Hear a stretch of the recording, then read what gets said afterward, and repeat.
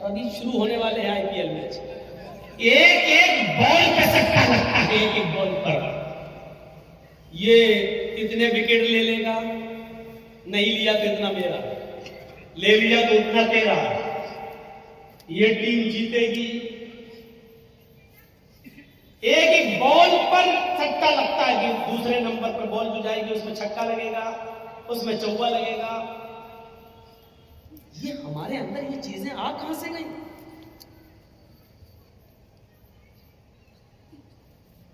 یہ تو پیور ہم نے لگایا. 1000 روپیہ یا تو ادھر گیا یا ادھر آیا. لیکن تصور کیجئے، اسلام یہ کہتا ہے کہ اگر آپ نے کسی کو 100 روپے دیے بطور قرض، بطور ادھار، یہ کہتا دیا کہ آپ 100 روپے لے لیجئے، آپ کو ضرورت ہے، لیکن 1 مہینے کے بعد جب آپ واپس کریں گے مجھے تو ہم آپ سے 110 روپے لیں گے. ہم آپ سے 110 روپے لیں گے اور آپ نے 1 مہینے کے بعد 110 روپے اس سے لے لیے، تو جانتے ہو یہ 10 روپے آپ کے پاس جو آئے ہیں اور آپ نے جو 10 روپے 1 مہینے کے بعد زیادہ لے لیا، آپ تو سٹے میں 1000 2000 5000 10000 لگاتے ہو IPL کے. یہاں تو آپ نے کسی کی مدد کی ہے اور اس مدد کے ذریعے اس نے 100 روپے میں کمایا اور 1 مہینے کے بعد 110 دے دیا. وہ 10 روپے جو آپ کے پاس زیادہ آ رہے ہیں، اس 10 روپے کے بارے میں اللہ کے نبی کیا فرماتے ہیں؟ سنیے، ابن ماجہ کی روایت ہے، درہم ربا یاکلہ الرجل وہو یعلم. سود کا اور بیاج کا 1 درہم کھانا، ہم تو 10 روپے زیادہ بتا دیے، 1 روپیہ بھی سود اور بیاج کا کھانا. اب صحیح آیا ہوگا. IPL کا سٹا لگانے والوں غور سے سننا، کلیاچک کی چورنگی پر کھڑے ہو کر لاٹری کے ٹکٹ خریدنے والوں غور سے سننا، بینکوں میں لاکھوں روپے جمع کرنے کے بعد سیونگ اکاؤنٹ میں سود پڑ جاتا ہے، سیونگ اکاؤنٹ سے سود لے کر کھانے والوں غور سے سننا. سودی کاروبار کرنا، سود پر روپیہ دینا اور ہر مہینے 10%، 5% اس سے سود وصول کرنا. اگر ہم لوگ ایسا کر رہے ہیں تو یہ لوگ بھی سنیں. اللہ کے نبی صلی اللہ علیہ وسلم فرماتے ہیں کہ یاکلہ درہم ربا یاکلہ الرجل وہو یعلم. سود کا، بیاج کا، حرام کا 1 لقمہ، 1 درہم کھانا، 1 روپیہ کھانا، اس حال میں کہ تم جانتے ہو کہ یہ حرام ہے، یہ جانتے ہو کہ یہ میری محنت کی کمائی نہیں ہے. اشد من 36 زنیۃ، 36 مرتبہ زنا کرنے سے بھی زیادہ سخت ہے. کیسا لگ رہا ہے؟ سود اور بیاج کا 1 روپیہ کھانا، جس کے بارے میں اللہ کے نبی فرماتے ہیں کہ 36 مرتبہ زنا کرنا. زنا، جس کام کو ہم سب سے زیادہ گندا سمجھتے ہیں، کسی کی ماں بہن بیٹی کے ساتھ ہم زنا کریں، اور 1 بار نہیں 36 بار زنا کرنا. اللہ کے نبی فرماتے ہیں 36 بار، 36 مرتبہ زنا کرنے سے بھی بڑا اور سخت ہے یہ کام، یعنی سود کا اور بیاج کا 1 روپیہ. اور بڑھاؤ مولانا جرجیز کو، اس سے تو اچھے ہمارے یہاں کے مولوی ہے، کم سے کم یہ سب تو نہیں بولتے. سب بولتے ہیں، بولنے کا انداز الگ الگ ہوتا ہے. یہ الگ بات ہے کہ آپ اپنے علاقے کے علماء کی بات ایک کان سے سنتے ہیں، دوسرے کان سے اڑا دیتے ہیں. کیوں؟ گھر کی مرغی دال والا.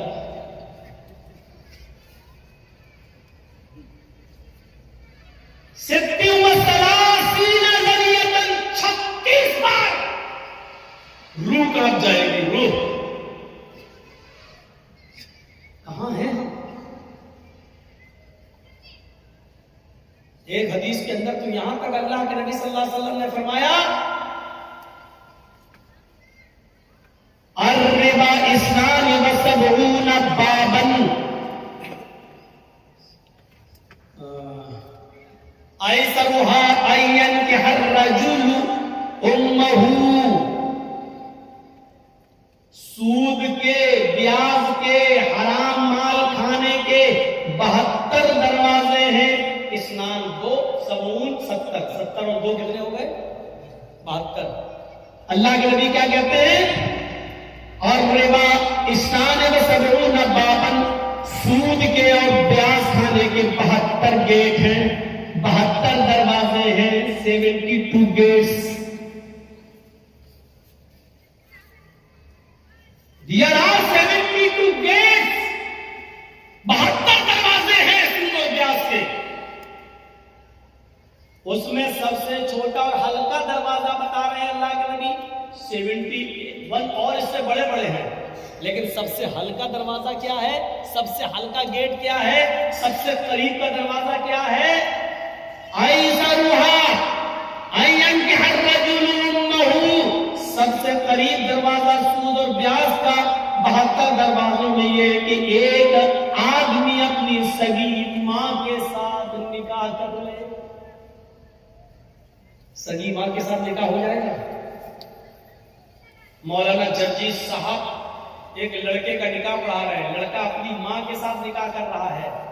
جرجی صاحب 1,00,000 مرتبہ بھی پڑھے یا ایھا الذین آمنوا اتقوا اللہ حق تقاته ولا تموتن الا وانتم مسلمون، یا ایھا الناس اتقوا ربکم الذی خلقکم من نفس واحدہ وخلق منها زوجها وبث منهما رجالا کثیرا ونساء. 1,00,000 مرتبہ بھی قرآن کی آیتیں پڑھ جائیں لیکن اس کے باوجود وہ نکاح نہیں ہوگا، کیونکہ ماں لڑکے پر حلال نہیں ہو سکتی ہے. اب وہ سوچ رہا ہے کہ میرا نکاح ہو گیا اور رات میں وہ اپنی ماں کے ساتھ ہم بستری کرتا ہے، ملتا ہے، یہ سوچ کر کہ میرا تو نکاح ہوا ماں کے ساتھ. تو کیا نکاح اور نکاح کے کلمات پڑھنے کے باوجود، یہ قرآن کی آیتیں پڑھنے کے باوجود کیا اس کی ماں اس کے لیے جائز ہو جائے گی؟ نہیں. اگر وہ ہم بستری کرتا ہے تو یہ زنا ہی مانا جائے گا اور حرام کاری مانی جائے گی. تو اللہ کے نبی کہتے ہیں کہ 1,00,000 بار قرآن پڑھ کر نکاح پڑھا دینے کے باوجود ماں حرام ہی رہے گی. ایسرها ان ينكح الرجل امه، کہ ماں کے ساتھ کوئی آدمی نکاح کرے لیکن وہ نکاح کے باوجود بھی حرام کاری کرتا ہے. اسی طریقے سے سود اور بیاج کے مال پر چاہے کتنی دعائیں پڑھ کے کھاؤ، بسم اللہ، تو بسم اللہ کہنے سے حلال نہیں ہو جائے گا. سود اور بیاج بالکل سور کے گوشت کی طرح ہوتا ہے. آپ لاکھ کہیے بسم اللہ اللہ اکبر، لیکن سور حلال نہیں ہوگا، کتا حلال نہیں ہوگا.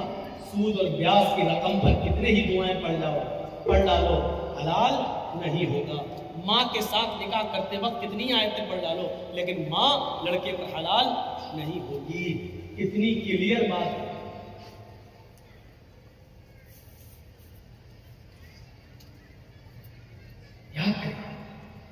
یا ایھا الذین آمنوا اتقوا اللہ وذروا ما بقی من الربا. اے ایمان والو، جو تم نے مال دیا ہے اصل لاگت پر اور جو بڑھ گیا ہے اس بڑے ہوئے مال کو چھوڑ دو. وذروا ما بقی من الربا، اللہ سے ڈرو، بڑا ہوا مال ہر حال میں چھوڑ دو، ہر حال میں چھوڑ دو، اس کو کسی بھی قیمت پر مت لو. یہ قرآن کہہ رہا، اس کو کسی بھی قیمت پر مت لو. فَإِن لَّمْ تَفْعَلُوا فَأْذَنُوا بِحَرْبٍ مِّنَ اللَّهِ وَرَسُولِهِ. اگر تم بڑے ہوئے مال کو لینے سے نہیں رکتے ہو، اگر تم زائد مال اس سے نہیں بچتے ہو، سود اور بیاج کھانا نہیں چھوڑتے ہو، فَأْذَنُوا بِحَرْبٍ مِّنَ اللَّهِ وَرَسُولِهِ، تو اللہ اور اس کے رسول سے جنگ لڑنے کے لیے تیار ہو جاؤ. اللہ اور اس کے رسول سے یدھ لڑنے کے لیے تیار ہو جاؤ. دنیا میں کس نے اپنی ماں کا اتنا دودھ پیا ہے جو اللہ سے لڑ سکے اور اس کے رسول سے لڑ سکے؟ دنیا میں ایسا کون سا ماں کا بیٹا ہے جس نے اپنی ماں کا اتنا دودھ پیا ہے کہ وہ اللہ رب العالمین سے جنگ کر سکے اور جیت جائے، اللہ رب العالمین کا مقابلہ کر لے؟ میرے پیارے ساتھیوں، تصور کرو وَأَذَنُوا بِحَرْبٍ مِّنَ اللَّهِ وَرَسُولِهِ. یہ اللہ فرما رہا ہے، قرآن کی آیت ہے کہ سود کھانے والوں زائد مال کھانے سے بچ جاؤ، اس کو چھوڑ دو، کسی بھی قیمت پر اس کو اپنے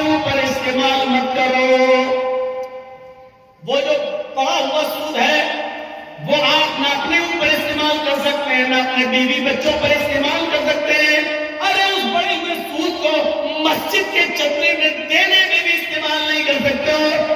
اگر کوئی یہ کہے کہ دے دو ہم مسجد کی لیٹرین بنا لیں گے، تو بڑا ہوا سود مسجد کے پیشاب خانے اور استنجا خانے اور لیٹرین بنانے کے بھی کام میں نہیں آ سکتا ہے۔ آپ بڑے ہوئے سود کو مسجد کے لیٹرین اور پیشاب اور پائخانے کے کام میں بھی استعمال نہیں کر سکتے، اس چیز میں بھی نہیں لگا سکتے۔ اس بڑے ہوئے سود کو آپ اگر بینک سے لیتے ہیں تو جیل کے عام قیدیوں کو جیل سے چھڑانے کے لیے آپ استعمال کر سکتے ہیں، عام شاہراہ پر خرچ کر سکتے ہیں۔ جیسے کوئی روڈ ہے خراب ہے، اس پر ہندو مسلمان سکھ عیسائی سب گزرتا ہے، اس سے سب کو فائدہ ہوتا ہے، ایسی جگہ پر آپ استعمال کر سکتے ہیں۔ لیکن جو صرف مسلمان جس سے فائدہ اٹھائے وہ آپ استعمال نہیں کر سکتے ہیں۔ اب آپ غور کیجیے، مسجد کی لیٹرین اور پیشاب اور پائخانہ تک اگر اس پیسے سے نہیں بن سکتا اور جائز نہیں ہے، وہ مال آپ اپنی اولاد کو اور اپنی بیوی کو اور اپنے بچوں کو کھلاتے ہو، شرم آنی چاہیے ہمیں اولاد کو، شرم۔ ایسا سب کچھ کرنے کے بعد اور ہم یہ امید رکھیں کہ قیامت کے دن ہمیں اس کا حساب نہیں دینا ہوگا۔ مالک یوم الدین، وہ قیامت کے دن کا مالک ہے، ایک ایک چیز پر نظر رکھے ہوئے ہیں۔ آپ چھپانا چاہو گے تو یہ زمین خود بول دے گی کہ اللہ اس نے میرے سینے پر کھڑے ہو کر یہاں سود کھایا تھا، یہ چورنگی تھی، یہاں سے اس نے لاٹری کا ٹکٹ لیا تھا، اے اللہ اس نے فلاں پی ایل انڈیا پاکستان کی ٹیم میں اتنے روپے اس نے سچے میں لگائے تھے، یہ زمین خود گواہی دے گی۔ اذا زلزلت الارض زلزالها واخرجت الارض اثقالها وقال الانسان ما لها، زمین اپنے اندر کے سارے سینے کو، سارے خزانے کو باہر نکال دے گی۔ جب زمین میں زلزلہ پیدا ہوگا، جب زمین میں بھوکمپ آئے گا، وقال الانسان ما لها، اور انسان کہے گا اس کو یہ کیا ہو گیا ہے، یومئذ تحدث اخبارا، اس دن یہ زمین اپنے اندر کے ایک ایک چیز کو بیان کرے گی، بولے گی۔ یہ مت سوچیے کہ زمین کیسے بولے گی، زمین تو بے جان ہے، زمین تو بے جان ہے، کیسے بولے گی؟ موبائل کیا ہے، جاندار ہے کیا؟ موبائل بول رہا ہے کہ نہیں بول رہا ہے؟ ریڈیو کیا ہے، بے جان ہے کہ جاندار؟ بول رہا ہے۔ ٹی وی کیا ہے، جاندار ہے یا بے جان؟ بے جان، لیکن بول رہا ہے۔ جب سائنٹسٹ اللہ کی دی ہوئی عقل سے ایسی چیز بنا سکتے ہیں کہ بے جان چیز کو بولنے پر مجبور کر سکتے ہیں، تو کیا اللہ رب العالمین قیامت کے دن جس نے سائنٹسٹ کو عقل دی ہے، کیا وہ اس زمین کو بولنے کی طاقت نہیں دے سکتا ہے؟ آج بے جان چیزیں بول رہی ہیں، بندوق میں کارتوس لگا اور چھوڑ دو، آج اس کی بھی آواز نکل رہی ہے، بے جان چیز بول رہی ہے۔ اور یہ سب چیزیں زمین سے پیدا ہوئی ہیں، لکڑی، لوہا، تانبا، انہی کو پلاسٹک، انہی کو توڑ مروڑ کر ٹی وی بنا دی گئی، انہی کو توڑ مروڑ کر ریڈیو بنا دیا گیا، انہی کو توڑ مروڑ کر موبائل بنا دیا گیا ہے۔ جب زمین سے پیدا ہونے والی ان چیزوں کو بولنے پر مجبور کیا گیا تو زمین کیوں نہیں بولے گی؟ یومئذ تحدث اخبارا، زمین اپنے اندر کے سارے ایک ایک کر کے ساری خبروں کو بیان کرے گی۔ یہ صورتحال آج ہماری ہے، ہم سٹے لگا رہے ہیں، ہم سود و بیاج کھا رہے ہیں، ہم آئی پی ایل۔ یوم یفر المرء من اخیہ وامہ وابیہ وصاحبتہ وبنیہ، قیامت کے دن انسان بھاگ رہا ہوگا۔ یوم یفر المرء من اخیہ، اپنے بھائی کو دیکھ کر بھاگے گا، نہیں اس کے سامنے نہیں آؤں گا، یہ مجھ سے ایک نیکی نہ مانگ بیٹھے۔ یوم یفر المرء من اخیہ، آدمی اپنے بھائی کو دیکھ کر بھاگے گا، وامہ وابیہ، اپنی ماں کو دیکھ کر بھاگے گا، اپنے باپ کو دیکھ کر بھاگے گا۔ وہ ڈرے گا، میری ماں مجھ سے یہ نہ کہنے لگی کہ بیٹا دنیا میں میں نے تجھے اپنا دودھ کیا. آج تو اپنی ماں کو ایک نیکی نہیں دے سکتا ہے. یہ میری ماں مجھ سے ایک نیکی نہ مانگ بیٹھے, میرا باپ مجھ سے کہیں ایک نیکی نہ مانگ بیٹھے. ایسا نہ ہو. یوم یفر المرء من اخیہ وامہ وابیہ وصاحبتہ وبنیہ. انسان اپنی ماں سے بھاگے گا, اپنے باپ سے بھاگے گا, وصاحبتہ اور اپنی بیوی سے بھی بھاگے گا. وہ بیوی جو سکون کا ذریعہ ہوتی ہے. انسان دن بھر کا تھکا ہوا آتا ہے اور اپنی بیوی کی آغوش میں جاتا ہے تو دن بھر کی تھکان اس کی اتر جاتی ہے اور اس کو اپنی بیوی سے سکون ملتا ہے. لیکن قیامت کے دن اپنی بیوی کو نہیں دیکھ کر اس سے بھاگے گا. وصاحبتہ اس کو دیکھ کر بھاگے گا. وبنیہ اور اپنی اولاد کو, اپنے بیٹوں کو دیکھ کر بھاگے گا. وہ بیٹا جس کا ہلکا سا فیور اور پیٹ کا درد ہماری راتوں کی نیند اڑا دیتا ہے, لیکن قیامت کے دن باپ اپنے بیٹے کو دیکھ کر بھاگے گا. نہیں نہیں نہیں نہیں نہیں, یہ تو مجھے برباد دے گا. ایک نیکی مانگی ہے, کہاں سے دیں گے؟ ذرا تصور کیجیے آپ. میں نے مثال جو اپنی دی ہے اور آپ اپنے اوپر سوچ کر قیاس کر کے ذرا تصور کریں.